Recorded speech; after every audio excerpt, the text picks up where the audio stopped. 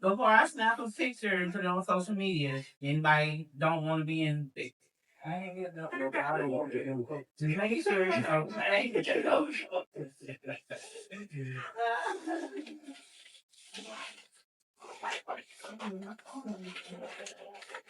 All right, y'all. It is officially 2:02, so we'll go ahead and get started. Uh, First, I want to say this is the youngest crowd we have ever had in one of our events. So, I want to thank y'all for coming out. Um, as always, do y'all feel powerful today? Yes. All right, repeat after me. All power to the people. All power to the people. All power to the people. All power to the people. One more time. All power to the people. All power to the people. All right, beautiful, beautiful. For those of you who don't know me, my name is Fidelis Goldback. I am chairman and co-founder of our organization, the New Vanguard. And we're an organization that are focused on grassroots organization in our local communities, specifically around the politics, the economics, day-to-day sort of bread and butter issues of our community. And so we host these barbershop talks to bring our community members together and organizers and people in the community who are doing good work to be able to have conversations around really important topics, especially in the current times that we're living in with all the things that are going on. And so I think it's very important. Today we are talking about Dr. King. It is Dr. King weekend. Tomorrow is Dr. King Day. Um, for a little bit of background, I have a very special sort of relationship with Dr. King's work in the sense that uh, I think it took some time for me to be able to grow to value and really understand the kind of work that Dr. King was doing, especially given the ways in which we're educated about who Dr. King was and what his work is, and especially what his legacy has been over the years. And so that's why the title that we chose for today's barbershop talk is Reclaiming the Rapid Politics of Dr. King, because I think a lot of people may not know and may not understand truly what Dr. King's goals and mission was with the work that he was doing. So just starting off, just to really understanding who the Reverend Dr. Martin Luther King was. Of course, most of us know he was born here in Georgia, in Atlanta, in 1929, January 15th was his birthday. Um, Born to a Baptist minister, and he became a Baptist minister himself. Ebenezer Baptist Church was the church that he grew up in and eventually became a minister in. Um, and Dr. King also went to Morehouse College, is where he did his bachelor's. And Dr. King really came to prominence through the Montgomery bus boycott, which was sort of the first uh, action that he was involved in that really brought him national attention. And that was for those who may not know the story of that organized boycott was in Montgomery. A lot of the buses were segregated.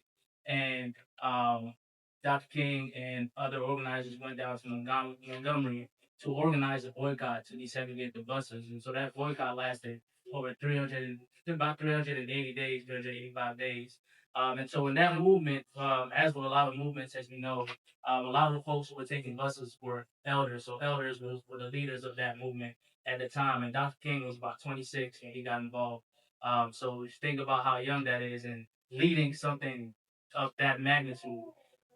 And so 2 years after that, so that happened in 1955. 2 years after that, Dr. King and other organizers formed the Southern Christian Leadership Conference, which was a sort of a coalition of churches that were coming together to create a sort of movement, right, and participate in the civil rights movement. And so this is something that they felt was necessary as sort of a moral responsibility that churches had to the movement.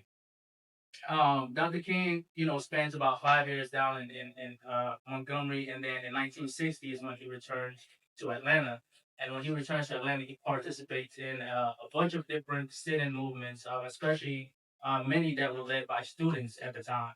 And so that's also one of the things that was very common throughout Dr. King's life is his involvement with young people, his involvement with students, surrounding himself with people who were bringing fresh ideas and a new energy into the movement.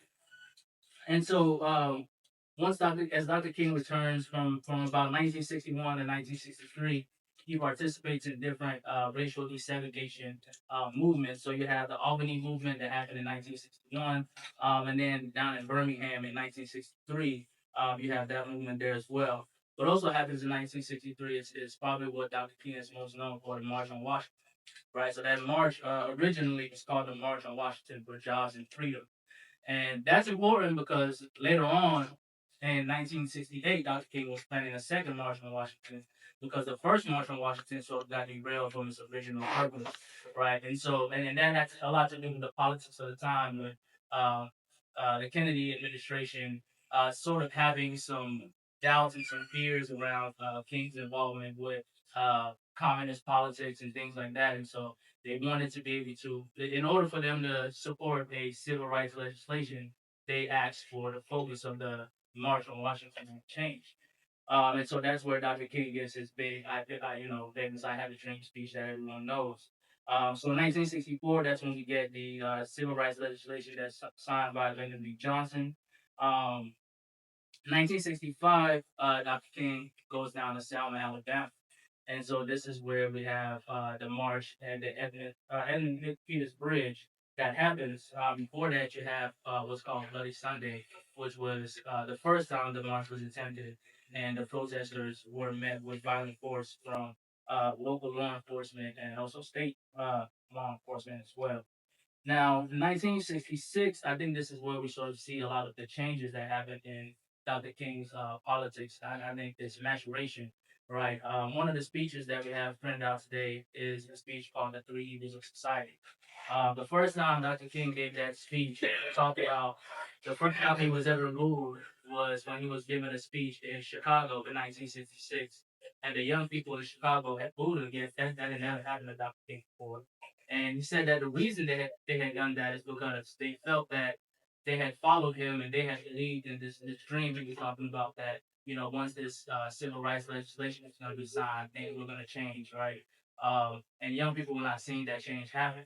And so there was a lot of growing frustration within the civil rights movement coming from young people feeling that they had been betrayed, they had given their time and their energy to something that wasn't yielding the results that they were hoping to see. And so in '66, Dr. King is also a part of the Chicago open housing movement. And I think this is important because I think this is where we start to see uh, understanding what Dr. King's real intentions were with a lot of what he was doing throughout the movement. I think that one of the things that happens when we talk and learn about Dr. King is that he's sort of uplifted as a hero of racial harmony, and that he's aiming for racial reconciliation, which is part of that was true, but really what Dr. King was aiming for was really addressing the material conditions in this community, right? Talking about housing, talking about jobs, talking about the inequality in wealth. Especially after 1965, we see Dr. King increasingly bring to the forefront the idea of why there's such a large disparity in wealth in this country, and what that really means, and the ways in which we're going to have to go about correcting that. Um, and so then in 1967, you have the Vietnam War that comes around. And this is where Dr. King begins to lose a lot of his popularity because he begins speaking out against the Vietnam War. And the reason this he began to do that was because he understood that all this money and resources that the United States was putting to the Vietnam War was taken away from the resources that could be used to address the poverty and the housing disparities and all the other issues that we're having right here in the United States.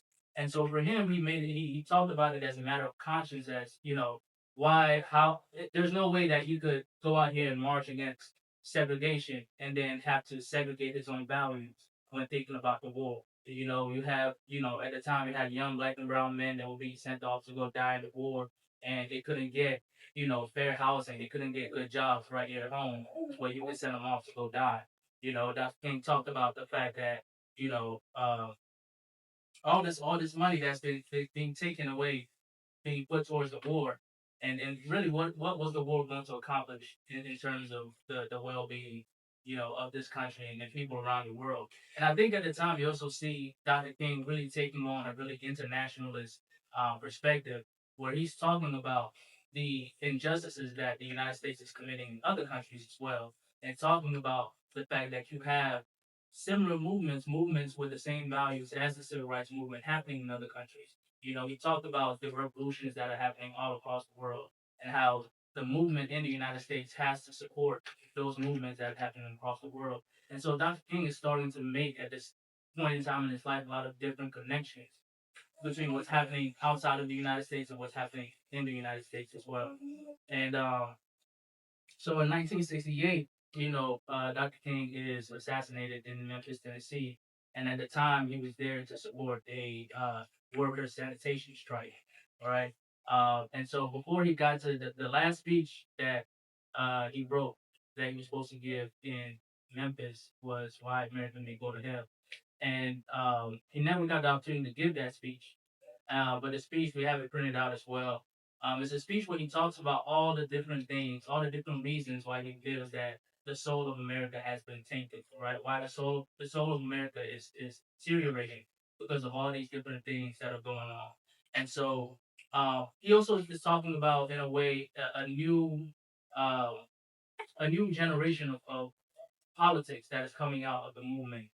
In the last interview that he gave, he talked about moving away from the idea of fighting for decency and moving away from the idea of appealing to sort of the conscience of the America and moving towards a movement that is really striving for genuine equality. And so, unfortunately, we never really got to see what would come, from Dr. King himself, who was assassinated. But I think that his legacy, if you think about it, and if you're a student of history, we'll see how uh, that particular maturation of Dr. King's politics led into a lot of different movements that came after. Even a lot of the movements that at the time may have been in conflict with what Dr. King himself believed. If you think about the Black Power movement that was led by Stokely Carmichael, also known as Kwame Ture. Stokely Carmichael was a direct student of Dr. King. He marched with Dr. King. He participated in SNCC, and he was the one who sort of coined the term Black Power. And at the time, he and Dr. King sort of, were butting heads around that idea. But a lot of what he went on to advocate for came directly from his involvement with Dr. King and the things that he learned from Dr. King. You think about the Panthers; they took a lot of what they implemented in their programs and in their initiatives from Dr. King and other people that came before their time. So I think that Dr. King really had a long lasting legacy in terms of resistance movements that came after him, especially on the young people that got an opportunity to be close to him as well.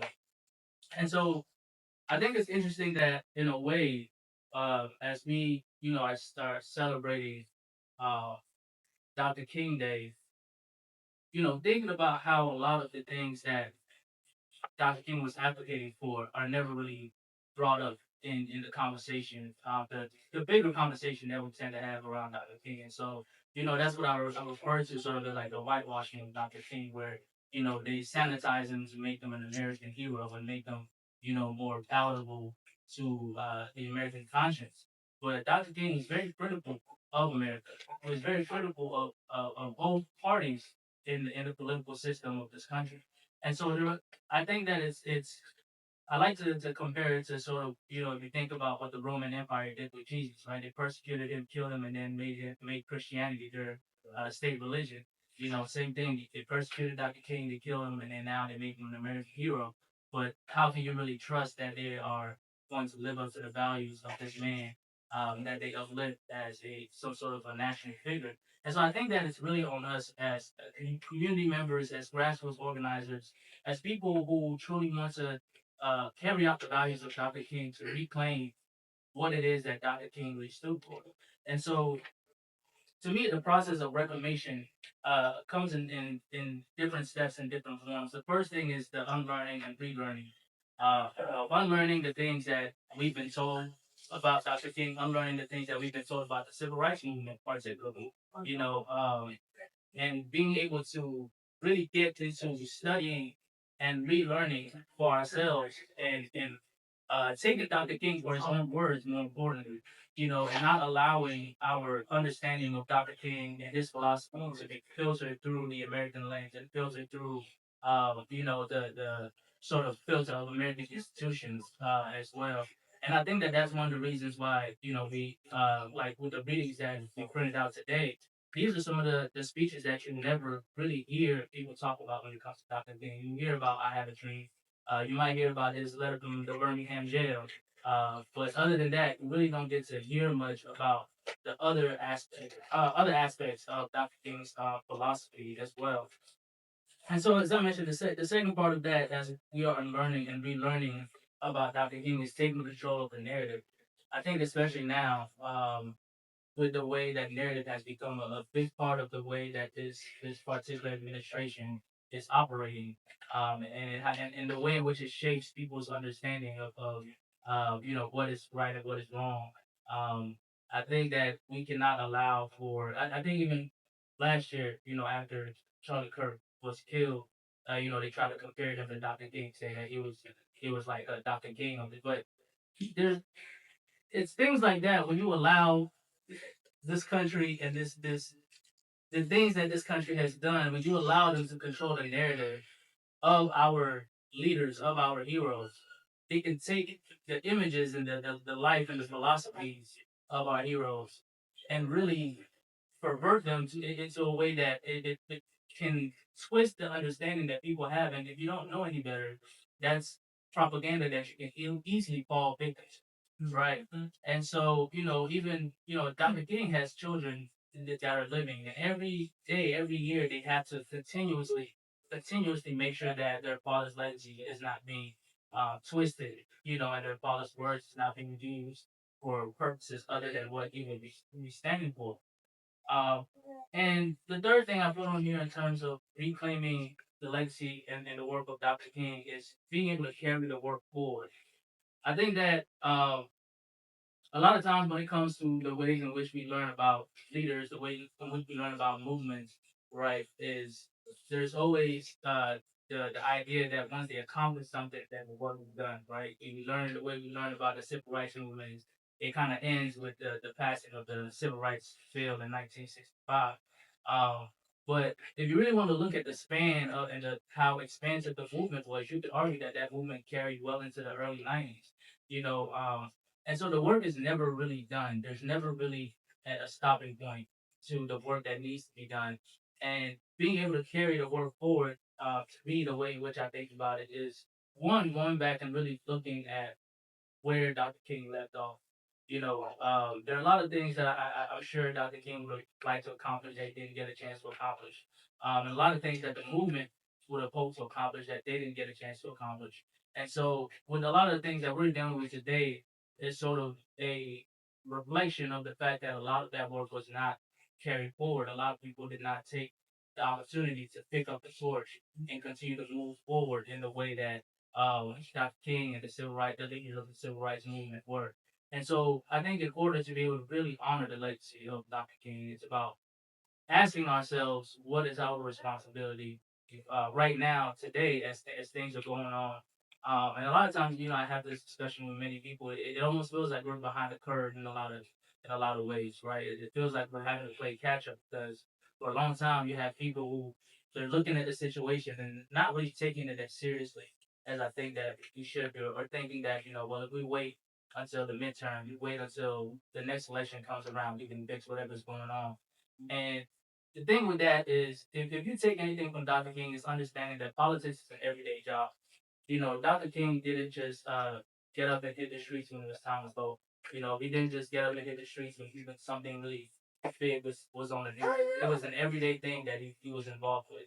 Every day Dr. King woke up and went out into his community to advocate and to organize people, and to bring to the forefront even the things that were not on the news, but that we knew were going on in the community. And so that's a lot of the work that we have to do in terms of carrying the work forward. Is that a lot of things that are happening in our community are not going to hit the news, right? A lot of the important things that people need to know are not going to make, the mainstream news. People are not going to know about it unless we go out there and make it known and then organize people in our community around those things. So, that sort of brings me as I'm thinking about these things, thinking about what Dr. King do. We're looking at everything that's going on today, especially with this current administration. Um, we're seeing ICE go into communities and kidnapping people. We've seen, 2 or 3 people be shot, by ICE. We continue to see police brutality. We continue to see, people losing jobs, people not being able to afford food, housing, basic necessities that are required for somebody to be able to live a dignified life. So, when you think about what would Dr. King do, first thing I think about is knowing how to meet the moment. Um, and when we say meet the moment, when I think about meeting the moment, I just don't think about the moment as it is now, but understanding the moment as it's always been. I think that one of the things that would really benefit us in the moment that we are in today is understanding that these moments didn't arise out of nowhere, right? Understanding that these moments are not moments that started with the particular president that's in office now or this particular administration, right? This is a continuation of what this country has always been.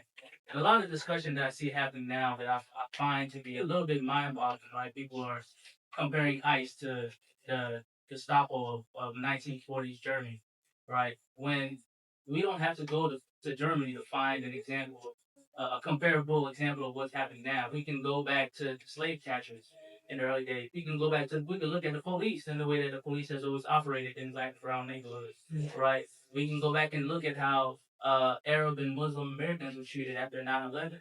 None of this stuff is new.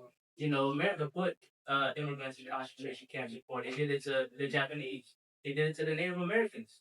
So what we're seeing now is not a sort of, oh, the Nazis have come over from Germany and landed in America and have the Nazis learned from America. Yeah. If you go back and read what and then listen to who the Nazis were crediting for the strategies that they were using at the time, they were crediting the United States of America. They were saying we learned this from how the United States treated the Native Americans. We learned this from Jim Crow, right? And so America has sort of always been the blueprint for the fascism as we know it today. So we don't really have to go nowhere to understand what it is that's going on. We can look right here at home, but I think that what America has to reckon with now is that it hasn't been listening to the voices of the people who have had to deal with this for the longest, right? Raymond and I was having a conversation last week, and we're talking about Renee Good, the woman who was shot and killed by ICE in Minneapolis, and there's a sort of a sentiment that people have always had that when something affects white people, it's treated differently. And I think that that was true for a time, right? I think that for a period of time that was true, but one of the things that I think we have to come to realize is that evil doesn't care about who it hurts, right? Evil has no loyalty to anyone. And one of the things we have to understand about white supremacy is that people who are loyal to white supremacy are not loyal to white people. They're loyal to an idea. They're loyal to a concept, but they're not loyal to people. Because police kill white people every day, right? There are white people who deal with housing insecurity, food insecurity. They deal with the same things that a lot of marginalized communities have dealt with every day. But because of the idea that people have been sold this idea that you feel like you have to be loyal to this idea of homeland, of white supremacy, of your bloodline. You get caught up in forgetting that you can also be a victim of the system.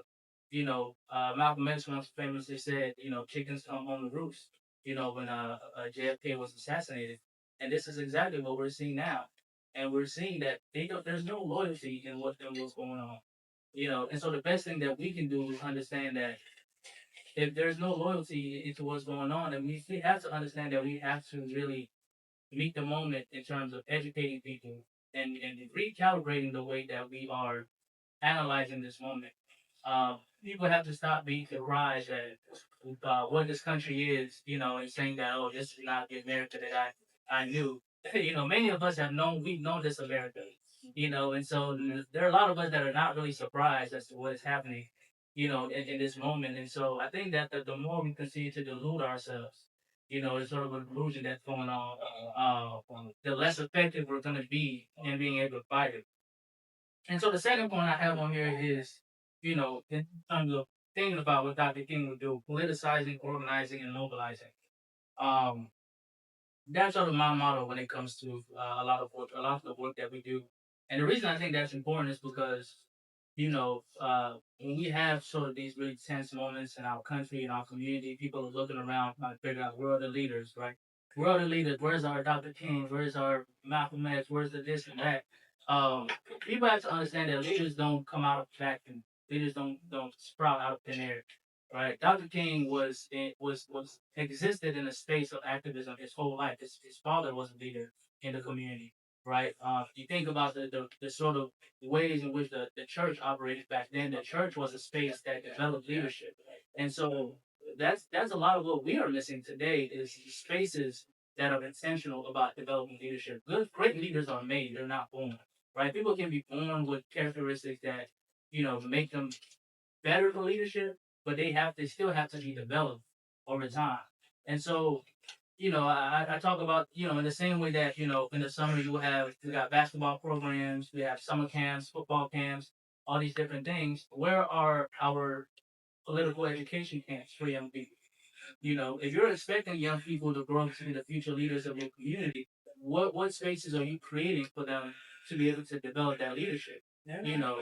You had the Southern Christian Leadership Conference, you had SNCC back then, you had all these different spaces that were being created for people to come into and develop their skills for leadership. When people went out to protest, they didn't just get up, organize a protest, and people trained for protests. They had sessions. They would have literally sit in a room and train on how to react if somebody was blowing smoke in your face, if you were being pushed around, if the police was doing this, that, and the third. And so it's like you have to realize you don't just wake up one day and become a Dr. King. You don't just wake up one day and create a civil rights movement. It's a long, boring, arduous process. It's a painstaking process of doing the work. The work that is not glamorous, that people are not going to see, that you're not going to get patted on the back for, that eventually leads to these moments, that leads to these leaders that we can have. And even then, the leaders themselves are only leaders because they have the support of a strong community and a strong organization. Dr. King would not have been Dr. King if he didn't have the backing of his church, if he didn't have the backing of the SCLC or SNCC. Um, if he didn't have the backing of the people themselves, King would not have been who he was. And so, one of the things that I strongly believe, and that we strongly believe in our organization, is that any sustainable change that we're going to see is going to have to come from the people. I can stand up here and talk good and sound good all day, but if it doesn't reach the people and the people themselves are not getting involved and are not saying that we want to organize and we want to do this thing, then I can talk all I want and nothing is gonna happen. Right? We can go post on Facebook all we want and nothing is gonna happen. We love to post on social media. That's it. Post on social media makes us feel good and then turn around and go right back to doing what we were doing. Right? And so it takes a different kind of a mindset and a different kind of dedication to be able to get up and decide that you're actually going to involve yourself in something on a day-to-day basis. Again, going back to the conversation I was having with Raymond last week, and we're talking about the difference between the right wing elements of our country and everybody else. And the difference is that, as disagreeable as it is with the things that they got up and went to the Capitol together, decided they were going to get up and go to the Capitol and storm the Capitol. Now, how many of us have the courage to eat? How many of us can raise our hands and say we even have the courage? It's like it really comes to the point where you have to ask yourself, what is it that you're willing to do? What is it that you are willing to sacrifice for your rights, for your freedom, for the people around you? You know, um, I think that it's easy for us to say, we see here, back if I was back in the day, I would have did this and this. Okay, well now's your time. Now's your time to shine. Let me see what you got.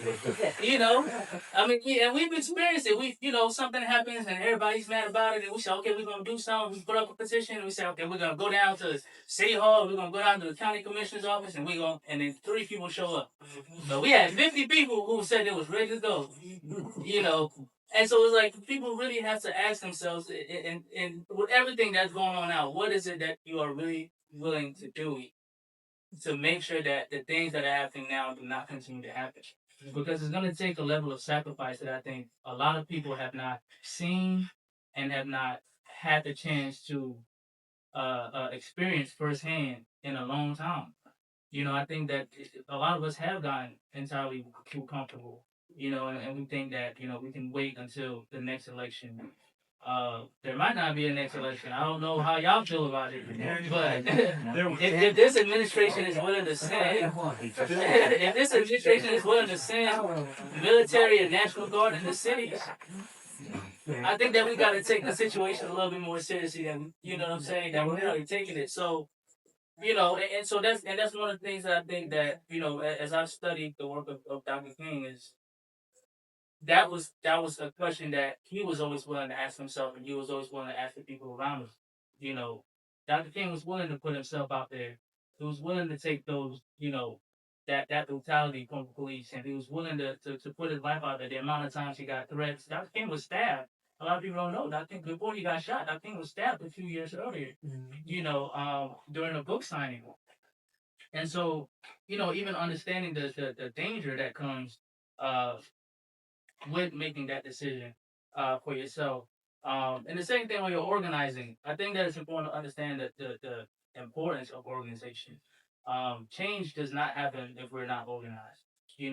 Change does not happen, and the reason that I believe that that is the case is that organization holds you accountable to what it is that you committed yourself to, right? When you belong to a group of organized people, it doesn't have to necessarily be, you know, some official organization, but if a group of you come together and decide you're going to organize to do something, and you are willing to hold each other accountable to that commitment, organization makes sure it creates an environment and sort of a platform for that commitment to be sustained, right? Because a lot of times, yeah, people can say we're going to do this, do that, and a third, but if there's no organization, if there's no structure to the things that you say you're going to do, the plan that you're trying to make, then what is there to hold you accountable? Because there's some days that I wake up and there's a lot of stuff I don't want to do, but being in the organization and having people that hold me accountable, that we hold each other accountable, and we know that if we don't do these things, they're not going to get done, and these are commitments that we made. It gives you and instills in you a different level of discipline. You're not always going to be hopeful. You're not always going to be happy. You're not always going to have the energy, but you have to be disciplined. And that's one of the things that I think is also missing. A lot of the ways in which I see people go about things today is there's just a lack of this. People feel we do things when we feel like doing it. If we don't feel like doing it today, we're not going to do it. And that just doesn't work. Because guess what? Politics is happening every day, whether you like it or not. You might be tired today, but guess what? Them folks up there, whether it's at the Capitol or the White House, they're not tired. Somebody is passing the bill today. Somebody is signing something. Something is happening today, and you got to wake up and do something. So every day you have to wake up and have that commitment. And that commitment is a lot easier when you're organized. When you have a group of people that you can do those things with. And then mobilizing, right? All last year we were singing boots on the ground, boots on the ground, boots on the ground. Well, it's time to put some boots on the ground, right? Once you get with your people and you organize, it's time to put boots on the ground and go out and do things, right? Nothing happens and nothing happens. If you don't take action and you don't make a change, you're never gonna see any progress. And I know a lot of times it's easy, but with all the news that's hitting us every day, uh, it can be easy. I understand it can be easy to become hopeless. It can be easy to fall into, the sense of well, nothing is gonna change or nothing's gonna happen. It's just whatever's gonna happen is gonna happen. But that's only the case if you just continue to fall and stay in that. That's what they want us to do, right? They want us to be so captured with fear and so stuck, in the idea that they are more powerful than we are. That well, it's just gonna happen anyway, and all we can do is whatever we can, you just gotta let it happen. But that's not the case.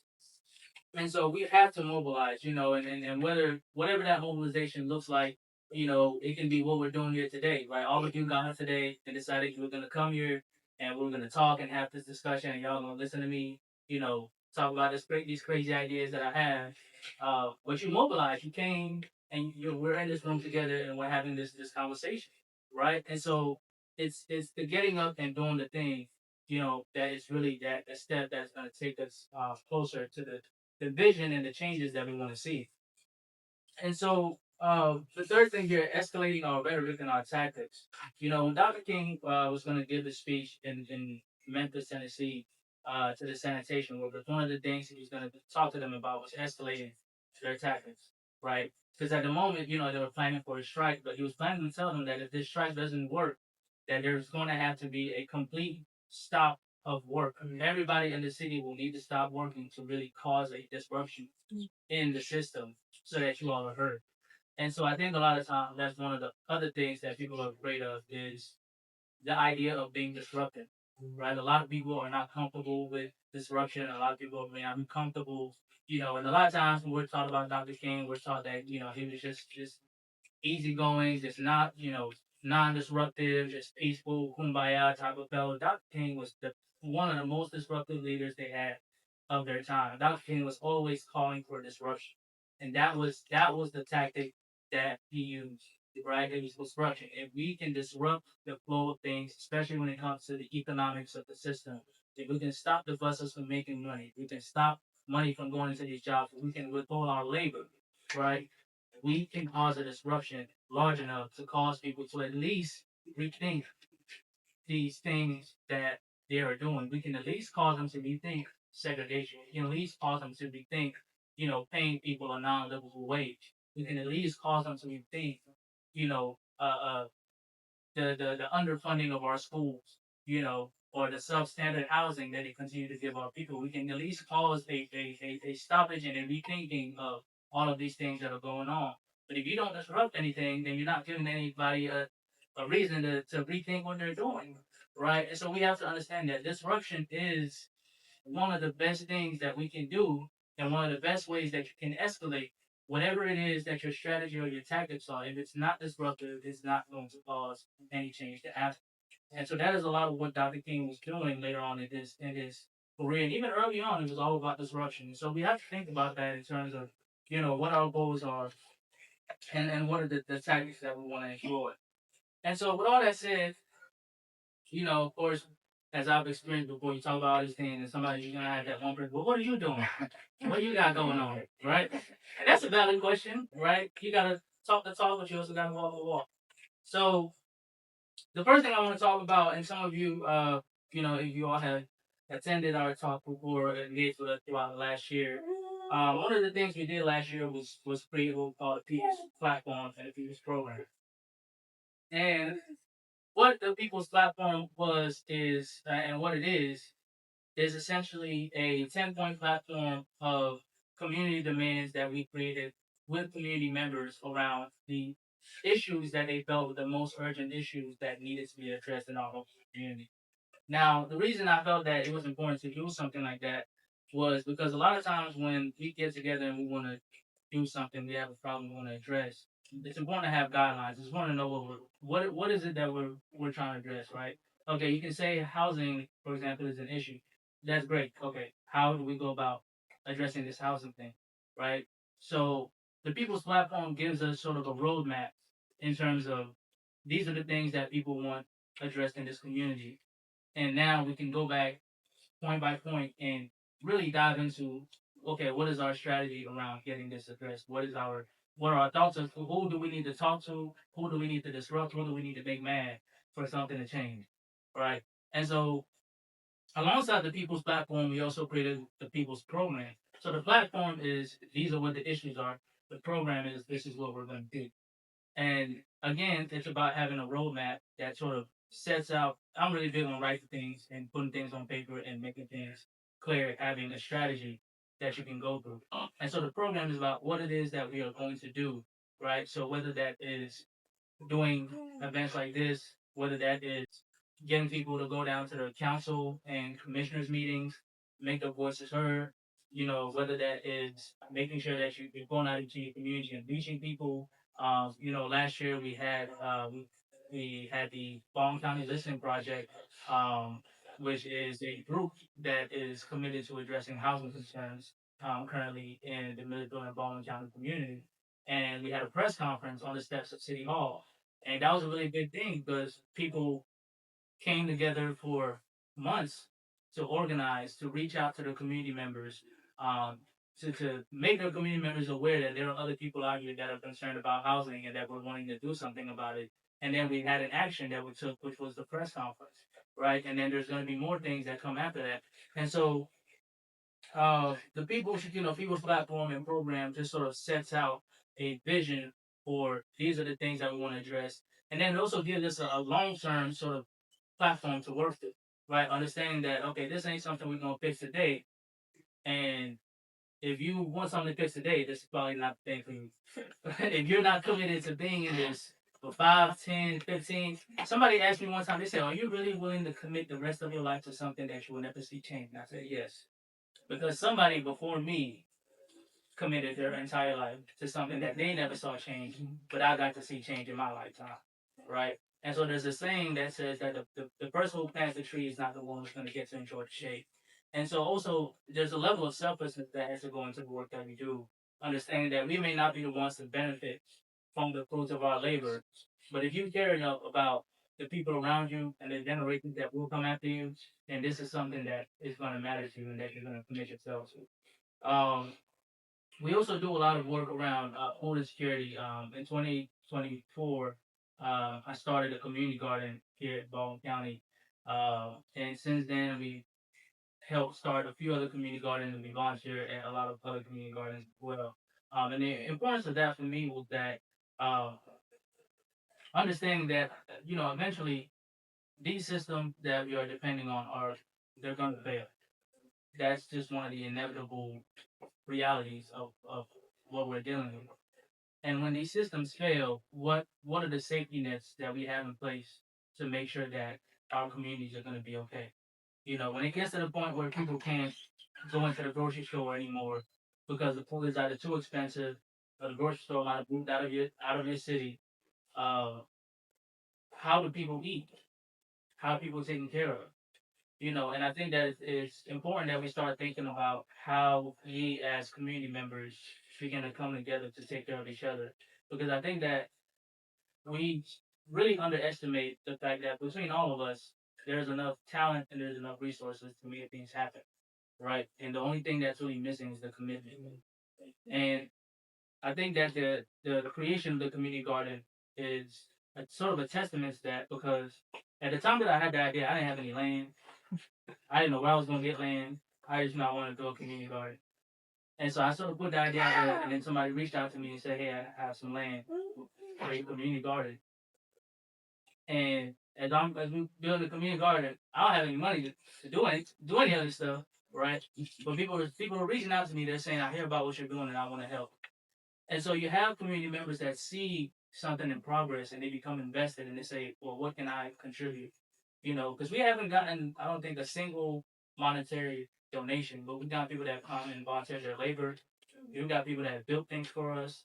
We've got people that have made resources available to us through their connections, that they have with people who have what it is that we need.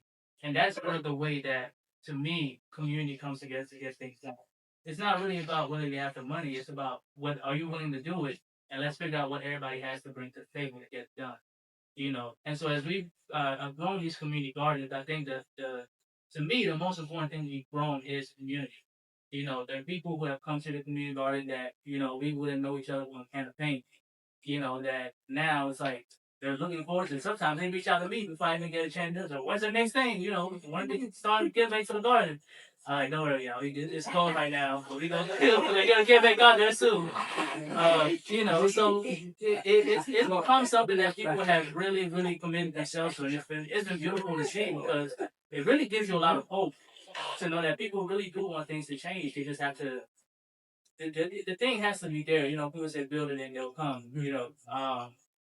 That was some of my experience because for the first few months I was out there in that garden by myself. It was hot, and I was like, man, I don't know if people ever gonna start coming to the garden. And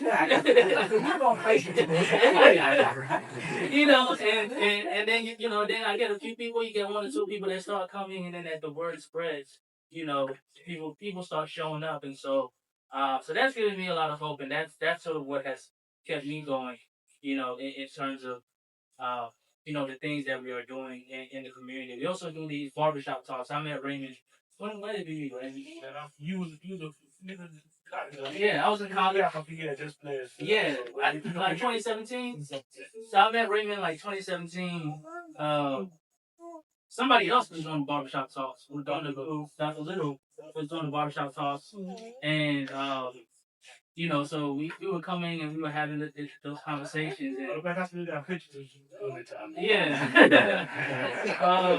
and so when I graduated, I moved out of Milledgeville, whatever. 2024, I started coming back, and I come to Raymond, and I'm like, Raymond, I want to start doing the barbershop talks.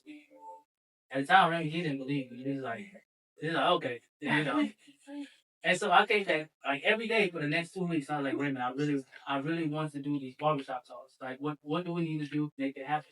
Because again, the barbershop talks for us was a space where we could come together and talk about very important things, right? And with Dr. Little gone from Georgia College, nobody was really doing that sort of thing anymore. And so, for whatever reason, I felt the responsibility to take it on and bring it back and make it happen.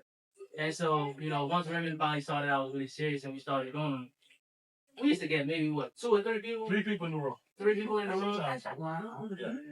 We used to get maybe 2 or 3 people in the room, and Raymond would tell me every day, he'll say, just keep going. He's like, just keep going, just keep doing it.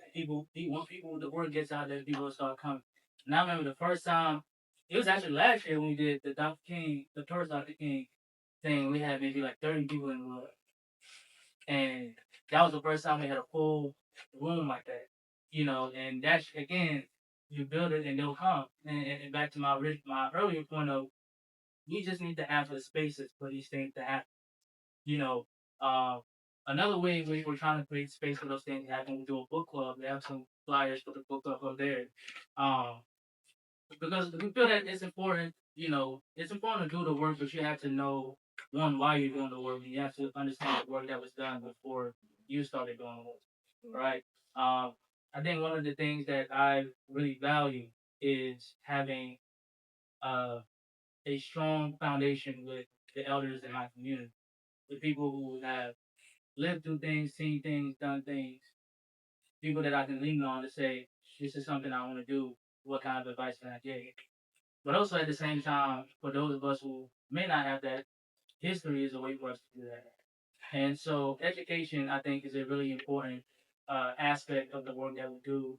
Um, we do the book club. We also do a newsletter where we study, we write, we learn, we analyze history, we see what it is that was done, and sort of it gives us a roadmap and an understanding of what we may need to do today, how we may need to move forward today, right? And say in order to know where you're going, you got to know where you've been.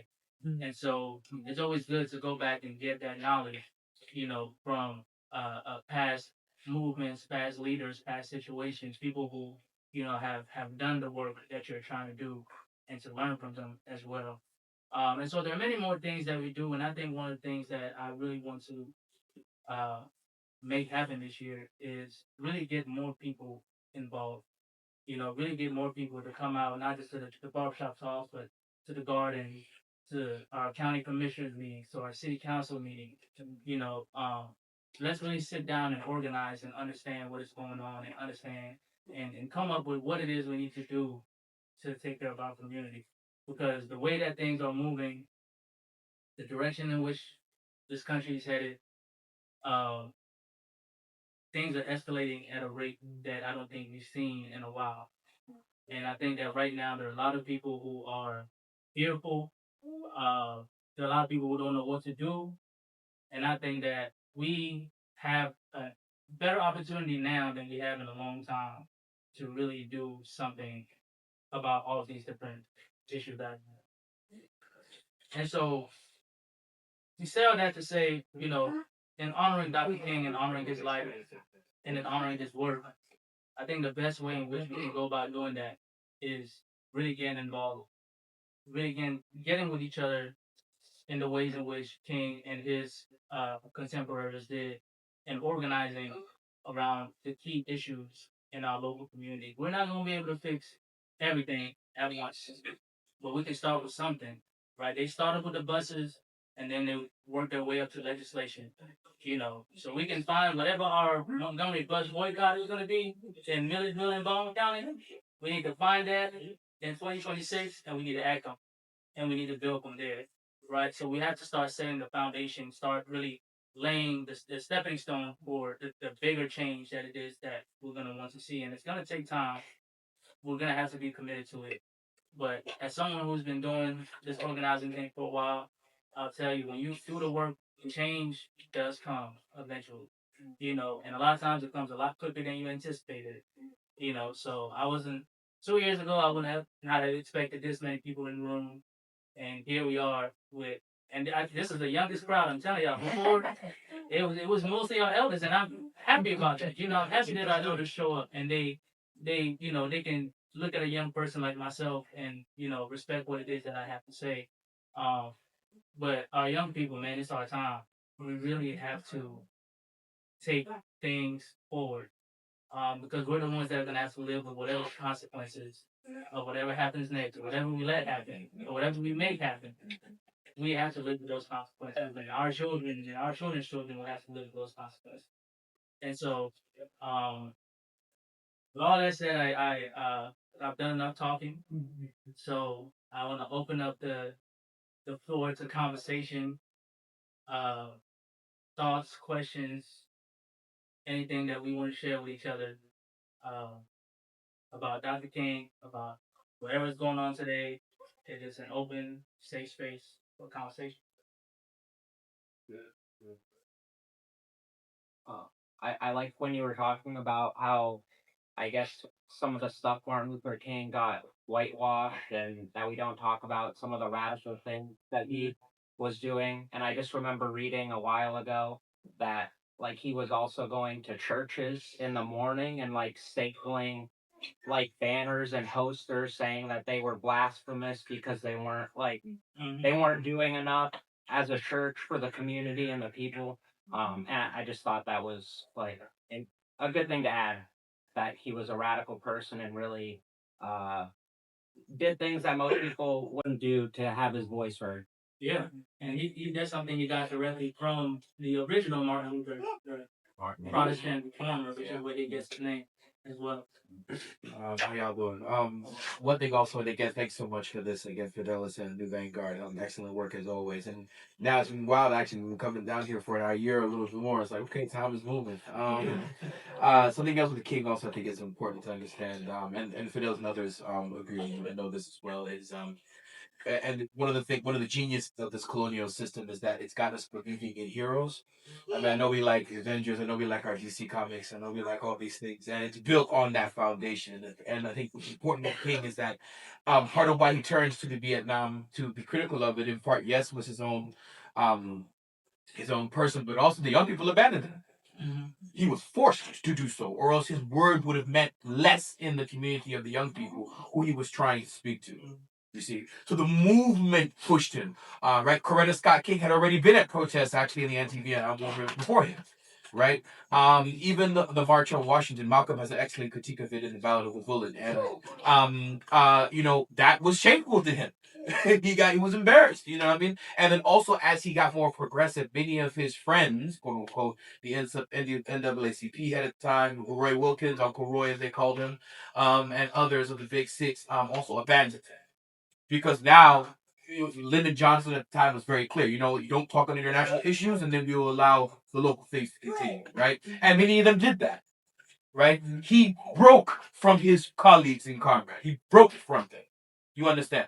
So there was a cost that came, right? King's movement was bankrupt at the end. It was a problem. It's why there was a lot of fights after his death because he lost a lot because of those things, right? Which is important, right, to understand. And I think it's important to understand the people who shaped King, and it's the people that push him. It's why I have respect for him, even though I do not agree with his methods. I respect the man because the people ultimately guided his footsteps. Even if it was hard, even if he had to break his alliance with a lot of people who had been with him since the beginning. You feel me? Right? I think it's important to also understand that leaders, again, as Fidel said, are created. They are made. The movements make them, right? So if you have leadership that you believe is not doing what you do, you push them the other way. You know? Say what you want to say about this movement, about Trump or whatever. He has a right-wing base that is pushing him to do something different. And they are willing to do what is necessary to get it done. So the question are we willing to do the same? The people, to push and if the leader can't do it, find another one. Right? I think it's important, I think, for King with that. That again, he was so keen, he was willing to break his alliance, break the friends who have all the money to come to Hollywood, to come to New York City, to come on CNN or CB, whatever the thing is, he broke from that. right? Because they were not doing what he felt. When look at the people, the masses were pushing. Particularly that Chicago movement is very, very influential to him, right? Because as much as he was loved, there was a lot of negativity toward it, and he's like, oh man, we gotta upgrade our movement. You see what I'm saying, right? So I think it's important that people really under the people at the end of the day, and the power and the respect for King I have. Unlike many of those other leaders who ignored their people, he did not. And we can draw a lot of parallels to Dr. King's opposition to the Vietnam War, to a lot of opposition we saw last year to what was going on in occupied Palestine, right? And the ways in which people's voices were being silenced for wanting to bring attention to an international, uh, uh, disaster that was happening at with the assistance of the United States. And people were being told, "What? Let's focus on what's going on at home. We can't worry about what's going on over there right now." But it's like we have to, because as Dr. King said, all of these wars that are being funded are taking away resources and money that could be improving your own situation at home. And so why wouldn't you speak against that? Why wouldn't you speak against the military industrial complex? Why wouldn't you speak against the war machine and all, the United States has 800 military bases around the world. For what? Power. It's like people, you have people that don't even have working toilets in their own homes right here in the United States.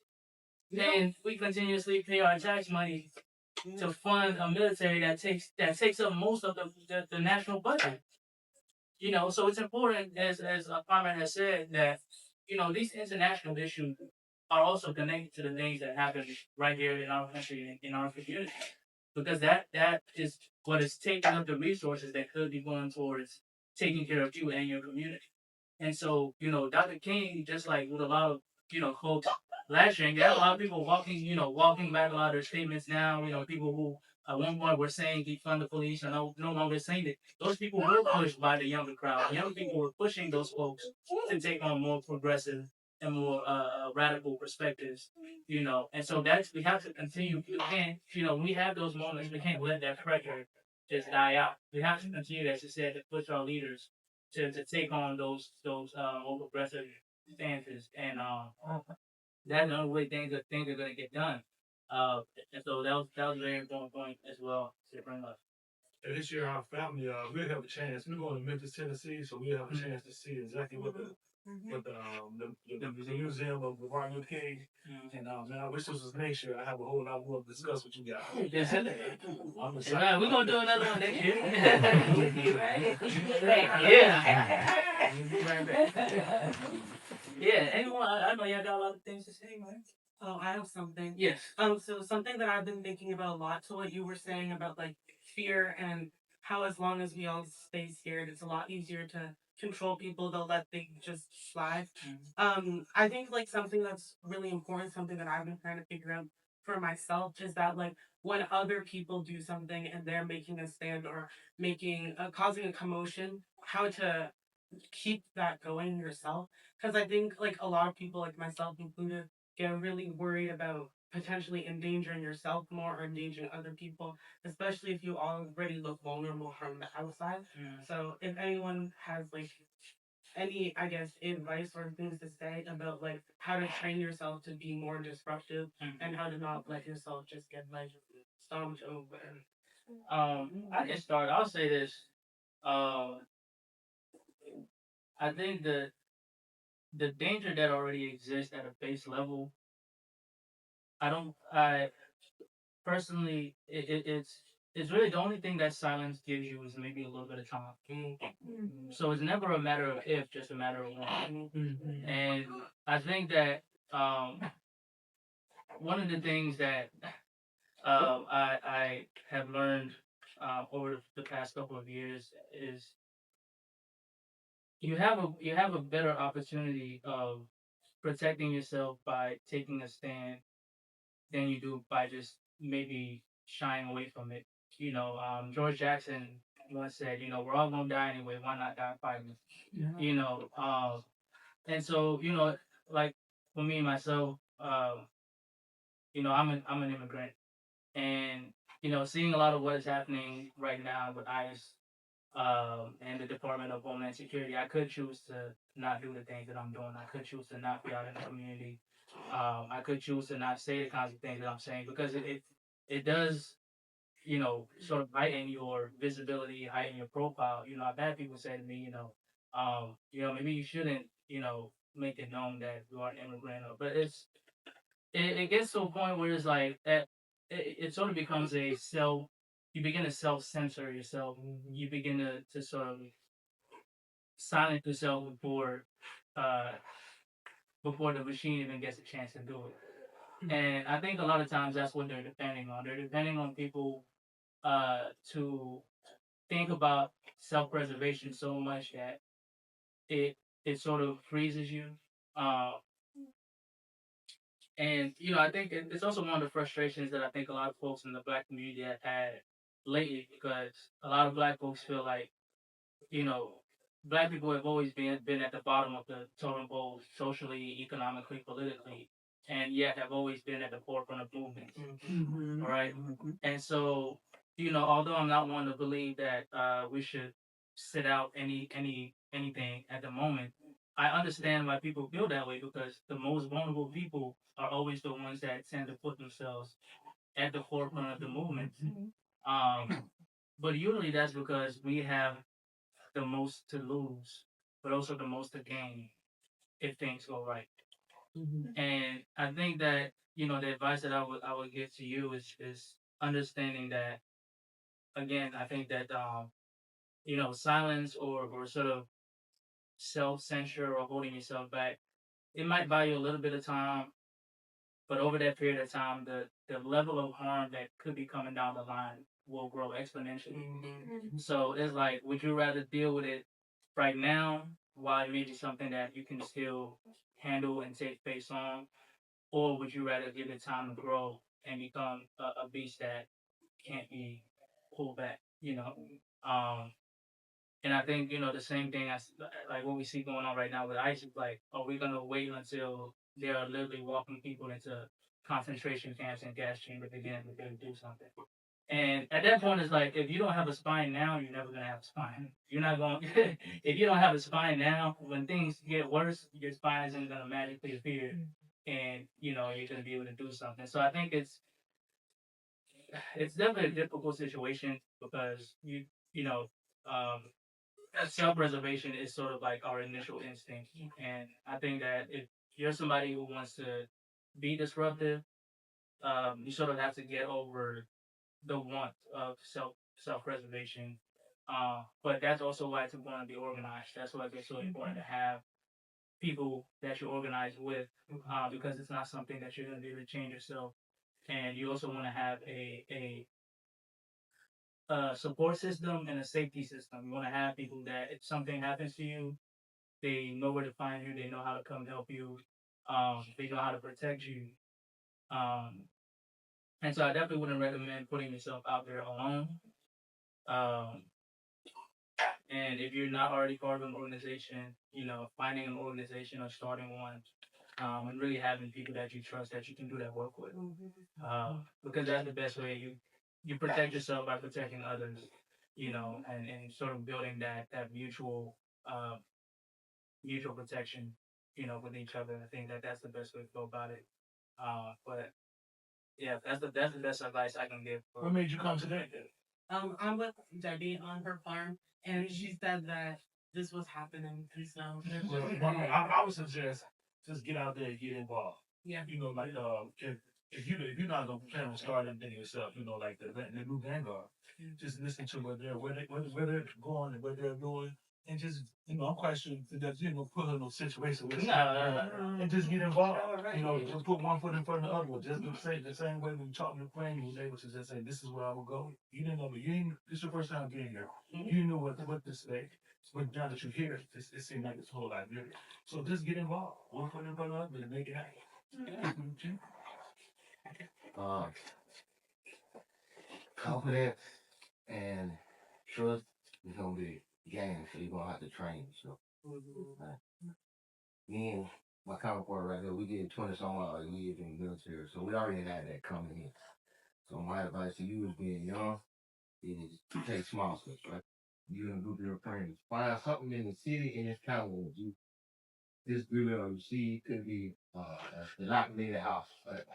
Now get together, the percentage, find out in the city representative to county representative. Start there. Start small.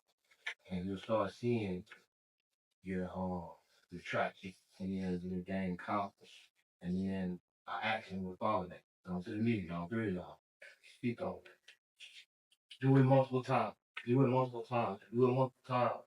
And like we used to say, like I had about to say, routine things, routinely, then it become easy.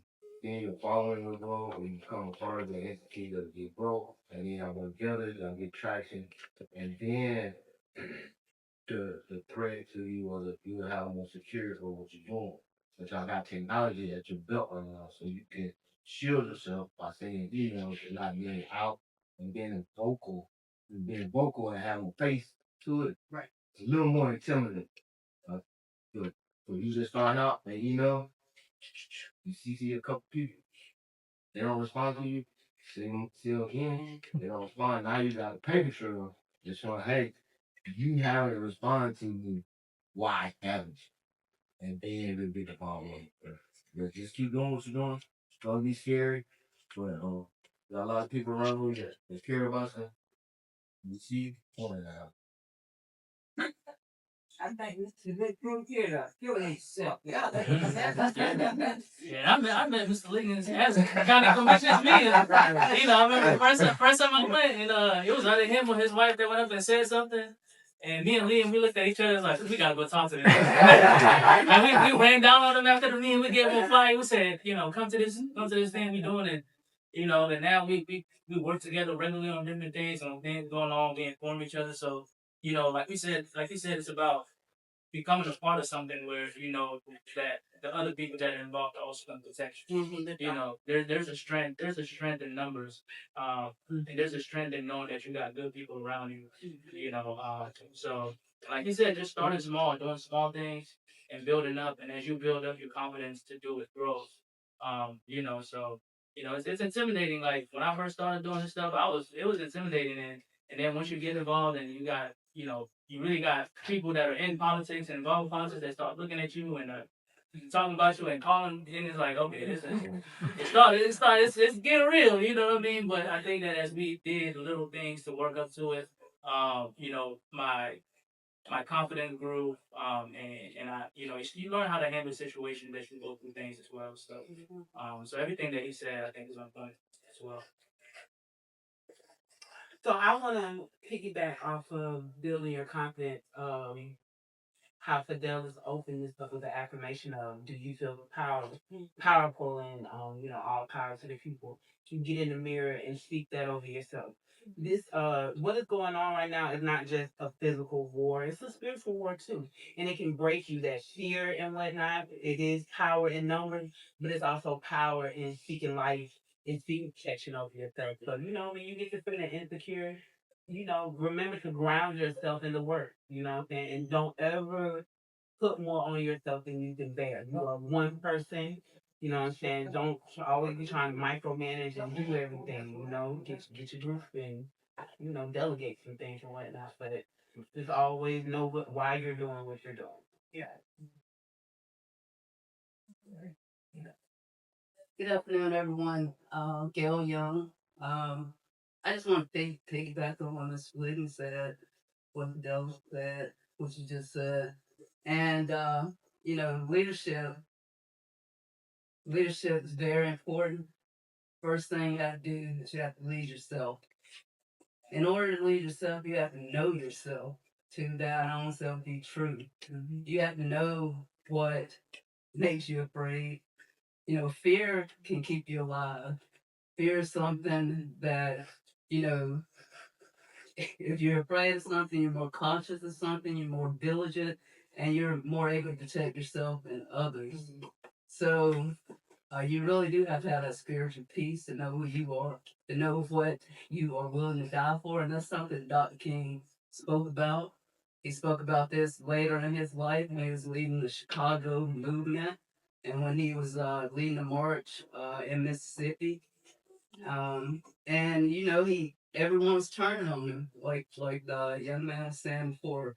Those people that had backed him in the past, they were like, no, don't want to be affiliated with you anymore. just because of the consequences, politics, whether it had to do with economics or what have you. But what he said was, if you haven't found something to die for, you're not fit to live. Those are very powerful words. So that's something you have to sit with yourself and know what you're willing to die for, whether it's your family, whether it's for justice, whether it's for equality.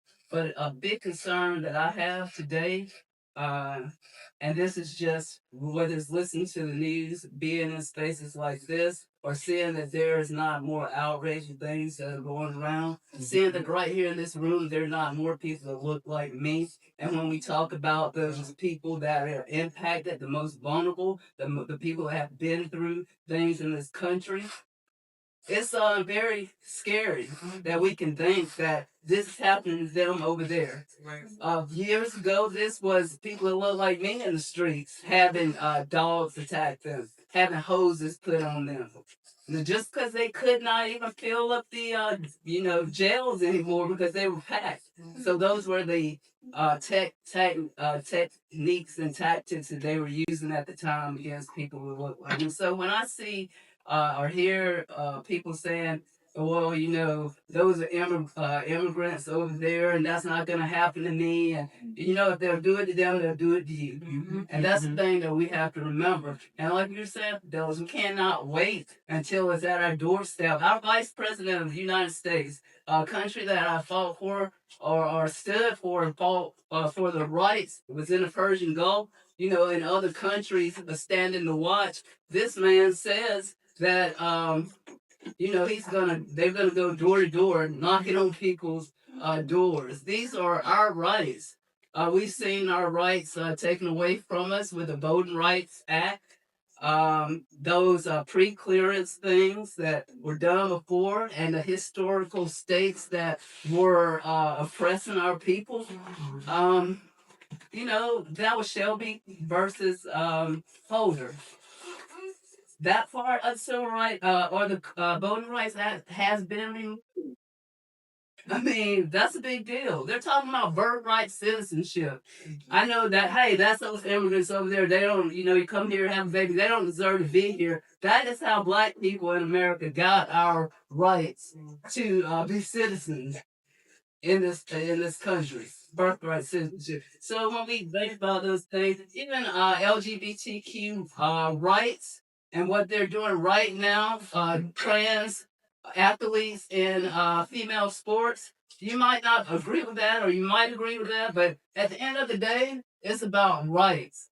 Who in this country has the who's a human enough to have rights? If you look at someone, you say, "Oh, well, that's wrong," or "They shouldn't have that right," they're gonna turn it right back on you soon and say, "Hey, you don't deserve that either because you're not doing something that aligns with these Christian values that they say they have. That they are not going with Jesus Christ. Jesus Christ was a very, of course, he's the model of someone that you want to be just because of the things that he did, like what he stood for. Those people that are less fortunate, that were not like him, fighting for rights of people. Those were the values of Jesus Christ. And you look at some of these people today, and you're like, in the name of Christianity, this is what you want to do? I mean, right now, I feel like we're where Reconstruction was back after 1866, when we got black people in this country got rights. And then we saw like an evolution. The Freedmen's Bureau down in Mississippi, they were able to get resources and try to build up things. And you can see a lot of black people in Senate, in Congress. Like, these were some times where things were looking pretty good and black people were doing good things in this country. And then, as a result, there's always, for every action, there's an equal and opposite reaction. So what you saw was the uprising of Jim Crow laws. And the Klan. That's when the Klan was, They call it a white backlash. and that's what we're seeing. I mean, whether you want to admit or not, that's what we're seeing. And that might be the outlook that we're looking for. So, for those people that encounter people that feel that way, because I know by you being here, you probably are not those people. But when you encounter those people, make sure that you let them know that our history, the history of this country, is indicating that these things may be happening for us in the future. Yeah. So you better get ready, or you should be ready. So you don't have to get ready. Stay ready. Stay ready. I get ready. Yeah. Thank you. Thank you. All right, so most days, like the main thing that probably drew me here today, these systems of oppression and domination, racism, capitalism, sexism, homophobia, imperialism, those things have manifested for me in my life like an illness in my body. And I feel it very heavily in my spirit and my physical body. Like I'm aching right now just hearing y'all talk. So I guess I'm grateful that it's a lot of other folks that seeking the same treatment as me. Like that make you want to get up and shout. Yeah, man. Yeah. I feel like you're never alone. You're never alone.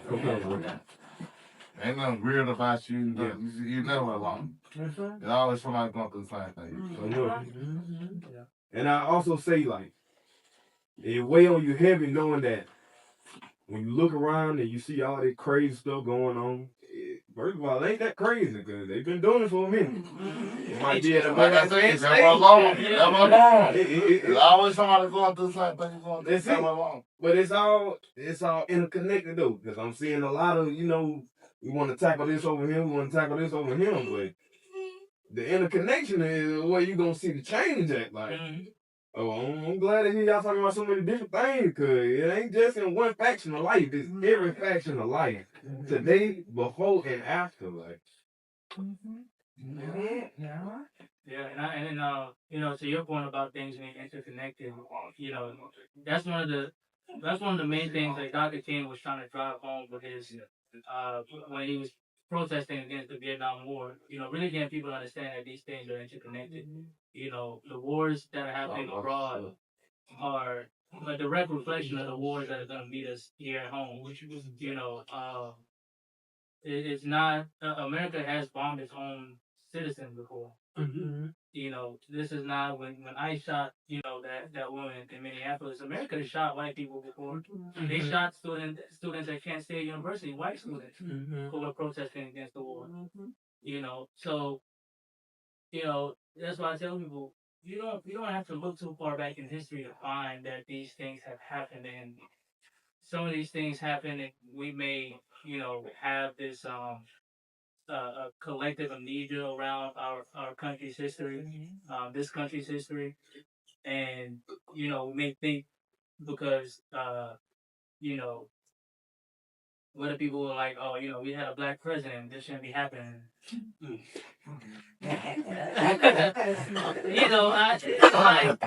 I don't know what to tell y'all, but the problem's not bigger than the program.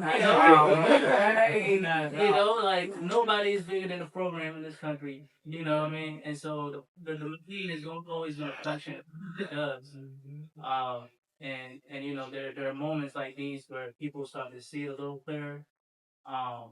But the change doesn't just come from awareness; it comes from understanding. You can see something clearly, you can see it, but you don't know how to process, understand it. You don't really know how to fight it. So a lot of people are seeing things very clearly, but they're not really understanding what's going on. They're not really processing, all of the history that's behind it. Some people, like 20 years ago, this country did not have ice. I think That's how recent it is. a lot of the outrage total immunity being granted officers. That has a lot to do with people that really are. I mean, I know that Total immunity? yeah, it's granted. ICE has been granted total immunity, for example. But I think it was just on the federal level. I think the state level was trying to step in and do something about changing that. But yeah, that's what a lot of outrage about that. What have you got brought to justice, or even have your time in court with? These guys are just like, go back out there and do it again. Yeah. Yeah, we'll go.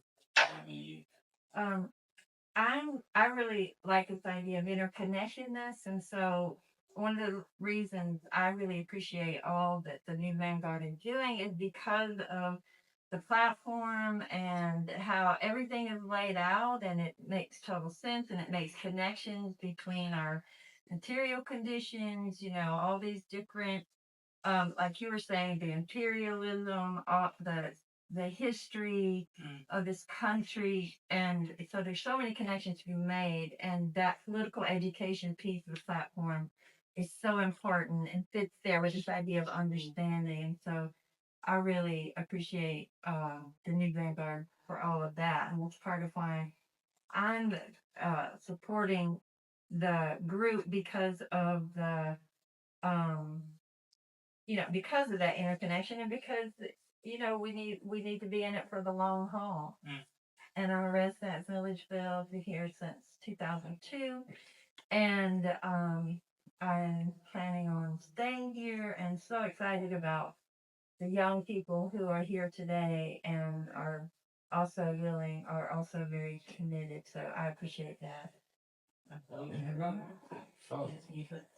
I was gonna say, in Angela Davis, Freedom is a Constant Struggle, she talks about how the companies which are set up in Israel who are constructing the surveillance technology for the IDF, they're in our schools in America, how those systems are the same and can be used against everyone.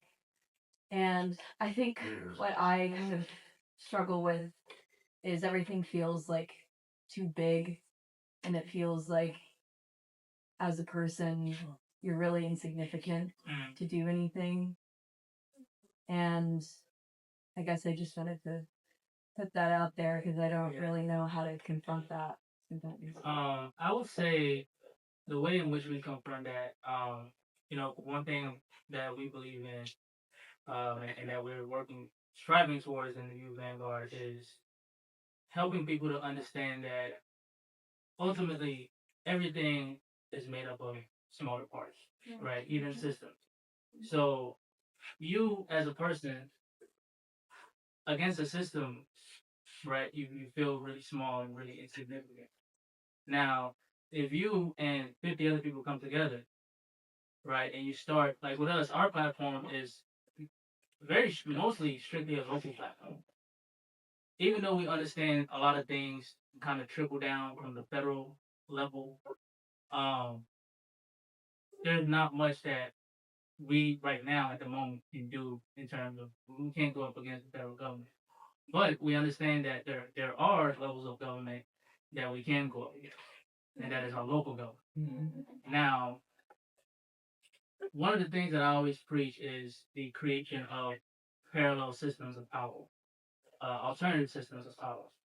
So, if in your city you have a city council, if the people are not happy with what the city council is doing, people can get together and form a people's council. And when you form a people's council, that is a parallel system of power. Now you are creating your own system that can rival an established system. So I think that one of the things to understand when it comes to a long-term commitment to the struggle is understanding that the goal is to build systems, right? And a lot of people, when we look at resistance work, we look at revolution. A lot of people, commentary says, don't just think destroy, destroy, destroy. Think also build, build, build, right? What I do at my community garden, what Ms. Debbie does at Salamander Springs, is we're building the alternatives to grocery stores that are exploiting our people, that are raising prices to where people can't afford food.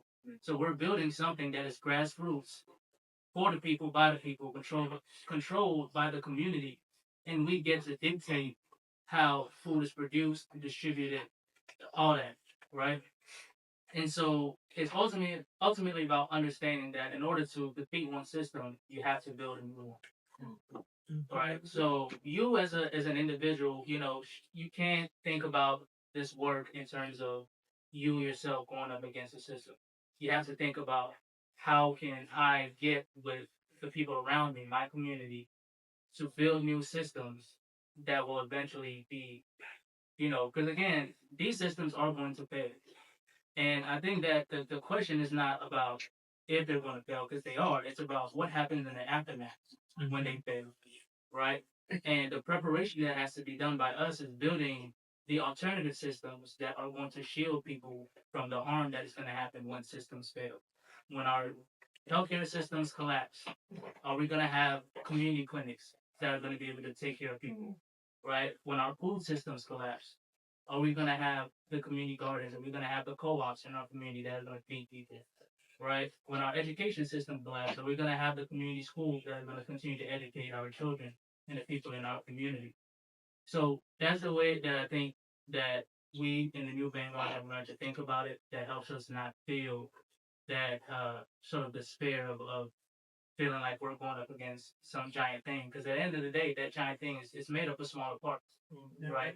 And so if we can unscrew a little bolt here and make the machine work a little bit slower, then that's what we're gonna do, right? And we continue to do that until we see that we're making some headway in destroying that machine. But at the same time, you have to build the machine that's going to replace what you were dependent on that machine to do. You can't destroy a government that you're dependent on, right? You can't destroy systems that you're dependent on. So, one of the examples that I use, going back to Dr. King, the Montgomery bus boycott, when they told people to boycott those buses, people still had to get to work. People still had things to do. So what they did, they got together, they carpooled, they found alternative ways to get people, to transport people to where they needed to go, right? So but today we say we want to boycott Walmart or whatever. There are people who get their food, clothes, medication from these places, right? So now you have to think about, okay, if I'm telling somebody to boycott Walmart and their pharmacy is at Walmart, and Walmart is the only pharmacy they have in their town, especially in rural areas like this, how are we going to make sure that that person is continues to get their medication and their health is taken care of, right? So we always have to think about the building the solution, um, and not really, get stuck in the phase of like feeling so insignificant, so that's what I would say to that is, think more about that, think about it in that way, don't feel like you are having to face this alone. I just want to add to what she said. Mother Teresa was asked, would she march against the Vietnam War? And she said, I won't march against the war, I will march for peace. So, like Adela said about building, I talk to a lot of young people who become disillusioned and don't vote and things like that. But I tell them, I think the best act of resistance you can do is we can only change ourselves, right? But if you can change yourself, the biggest act of resistance is to build genuine community wherever you are. So just getting, there are good people everywhere. There are people who think like we do, not believe like we do, even in Middle Georgia. So the best way I find to be able to deal with all that is to work on building genuine community with genuine people. Yeah, every day. Yeah. Don't focus on what's not happening. Focus on what you can make happen. Because if you're looking at, everything else, you're gonna get discouraged. So just again, stay grounded in your work, in your work. And I also just think it's about the small things too. Like you showed up to this meeting, you have friends, family, you can talk to people about this. We were all individuals who showed up here, and now we're this big collective that can make a change. And if you think, like, oh man, but today we didn't topple down the system, you got to make like small baby steps and be like, no, I did effectively make a change today. It might not seem like that because like you step outside and the news is still the same, but you know that at least you did affect people around you and the community, which is the most effective thing you can do at the end of the day. Yeah, I mean, everyone else was saying community, so I don't need to beat a dead horse, but yeah, it's good. Anybody else have anything they want to share? Questions you want to ask? Anything you want to say? What's next? So at the bottom of the agendas, we have our emails. Our email for the new Vanguard, Milledgeville, if you're local to Milledgeville, Baldwin County. Even if you're not, if you're interested in any way of in getting involved with what we do, please send us an email. we strive to have one of these community barbershop talks at least once a month. And so we are pretty much on all social media except Facebook. Um, and so we publish that. We also have an email list. If you'd like to be part of our email list, please let me know. And we can get you added to the email list to receive updates on upcoming events. But things that, I mean, there's things we do pretty regularly, like the community garden, which will be starting back once the weather gets a little warmer. We'll start back going out to the community garden. And there's several community gardens that we work with outside of our own. And so that's that. Another thing we do is we go to our city council meetings and our county commission meetings. Again, it's important to know what's going on in order to be able to know what to do. And so we have, as an organization, as community members who we work very closely with, have committed ourselves to, showing up to those meetings, speaking up when when we feel the need to speak up on something. Um, we have the book club that we do. So every year we do a book club. And so in the spring, summer, and fall, we read different books throughout the year. So if you're interested in participating in our book club, we're even considering doing some sort of a mix of physical and virtual meetings. So even if you're not local, but you still like to participate in our book club, we have that as well in terms of getting involved in political education and things like that. Um, Now, in terms of big picture things, in terms of what's next, as I mentioned, I think that uh, this is a year where we really need to think about getting organized. If you don't belong to an organization, find one, join one. You all are welcome to the new Vanguard. Um, but find an organization that is doing the work that you believe in, and get involved with that organization. We work, across the board with different organizations in our community, different members of our community to get certain things done. So, one of the things we'll be doing this year is with our People's Platform, with those points on the platform, really thinking about what are action steps that we can take in terms of getting points on that platform addressed. Um, and, we're working on trying to build different initiatives and programs as well. So, as I mentioned, you want to stay updated on that, just let us know. We can add you to the email list. You can email us at the email that's on the agenda. Join our book club. Come to the garden. Start going back out there. And just keep showing up to these barbershop talks that we have. As we said, we'll be doing about one a month. So we'll have another one coming up in February, and we'll get the word out. Um, once we have all that organized and dates are finalized and things like that. But there's a lot in terms of what's next. We always got something going on. You can ask anybody, Dr. Godwin, anyone in here who's been involved with us. We always have something going on. So there's a lot that's happening. So we're sort of getting the year kicked back off. Took some time. Everybody kind of recalibrated over the holidays, and so time to get back to work.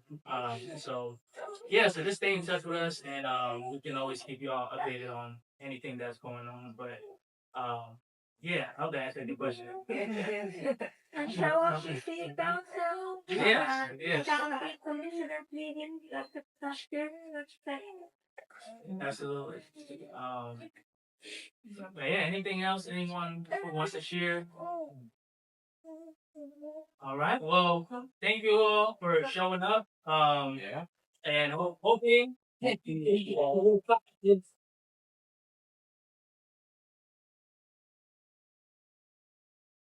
Please grab some of the reading material that we have on the table. We have 4 different speeches by Dr. King on the table. Grab a copy of our People's Platforms, and we have some flyers for the book club as well. Yeah, if y'all want to ask us any questions, please, let's talk.